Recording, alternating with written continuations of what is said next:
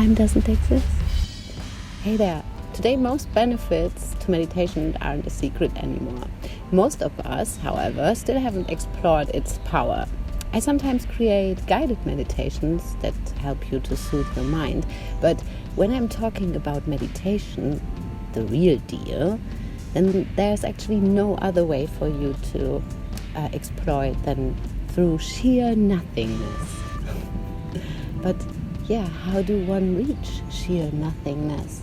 That is the question. And there are so many confusing ideas about this topic out there. A guided meditation is pretty nice.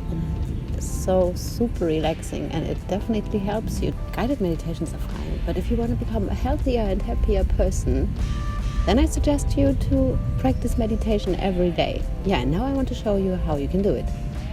So, first of all, let's start with the most important thing, the position. No need forcing yourself into the lotus seat like I do right now. If your hips aren't opened up enough, you will cause serious damage to your knees. There's no such thing as a knee stretch. This is really important. You will damage your knees forever. So listen to your body. To find the right position to sit in is actually a bit tricky, or it's one of the most trickiest thing in the beginning.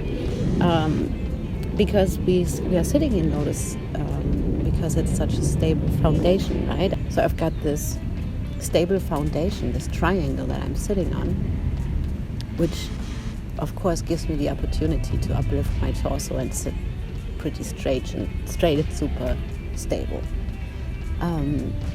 This is what you want to reenact, sort of. So if you are not able to sit like this, you want to have those 3 points anyways, your booty and your knees. You should grab some pillows. You want to sit with your hip higher than your knees. So you grab as many pillows as you need so that your hip is higher and your knees come down to the ground. You could take some pillows for your knees also if they don't reach the ground or if they hurt. Okay, whatever position you choose, you will be staying in it for a while. Maybe you could sit close to a wall where you can lean on. Whatever you need to stay comfortable and straight for who knows how long time. Time doesn't exist. Alright, when you have this stable base, you sit straight, you move your chin a little towards your chest so that your spine is straight and the energy can flow freely through you. Now what? Most people will tell you something about 10 or 20 minutes. Forget it, time doesn't exist. Time doesn't exist? Time doesn't exist.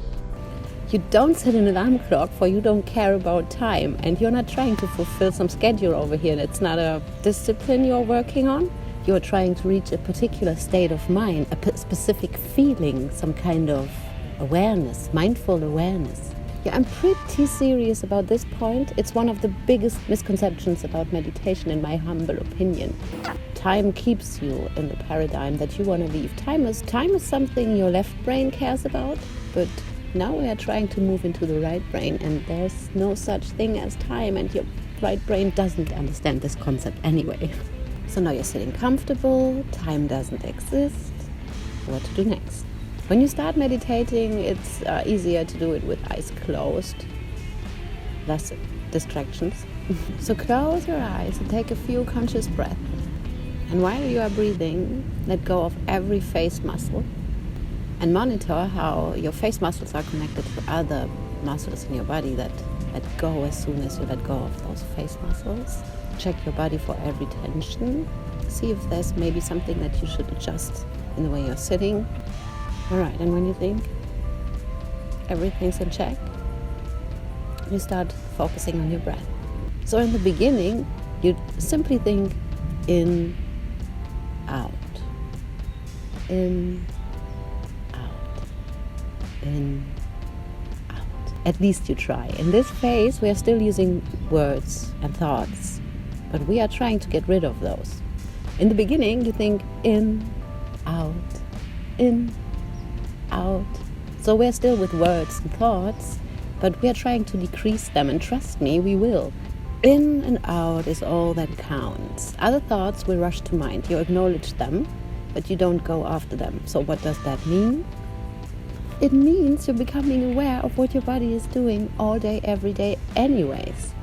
But mostly you're simply not aware. So let's say there goes a thought like, shoot, I should have called my father. Not attaching yourself to this thought means that you simply go back to in, out, super stoic.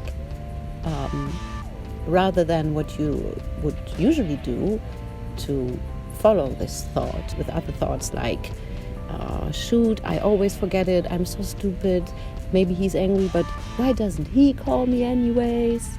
All those thoughts that come to mind.